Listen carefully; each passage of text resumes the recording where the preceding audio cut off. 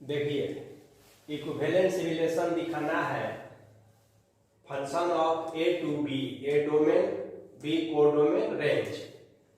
तो define a relation R on A given by R a b such that f a is equal to f b. अब f a आप समझ रहे हैं ना, माने ए का एफ इमेज, बी का F image.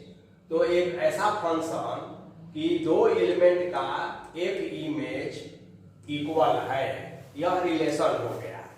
So that R is an equivalence relation on ए।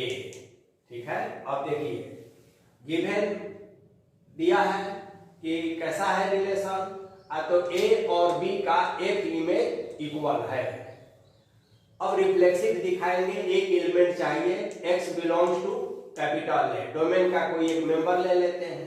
अब देखिए x का एफ इमेज और x का एफ इमेज तो एक ही होगा, बराबर होगा ही। इसका मतलब है कि x बिलोंग्स टू r, माने इट सेल्फ का रिलेशन सेटिस्फाइड हो गया।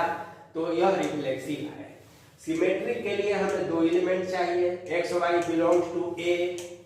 तो सिमेट्रिक आप जानते हैं कैसे दिखाना है, X Y belongs to R, माने एक्स का एफ इमेज और वाई का एफ इमेज इक्वल है, यही रिलेशन ही दिया हुआ है।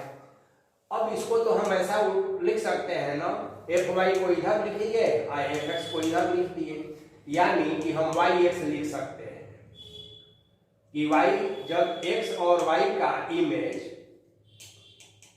इक्वल है यानी r में बिलोंग करता है, तो y और x भी r में बिलोंग कर रहा है, यानी सिमेट्रिक है। अब ट्रांजिटिव तीन मेंबर लेना है, x y z belongs to r। अब x y belongs to r, y z belongs to r। अब डिफाइंड रिलेशन के अनुसार fx बराबर fy और fy बराबर fz। तो आपको दिखाना है कि fx बराबर अगर fz दिखा दीजिएगा तो कहिएगा कि हाँ xz जो है माने xy से yz से, तो xz से जुड़ा हुआ है।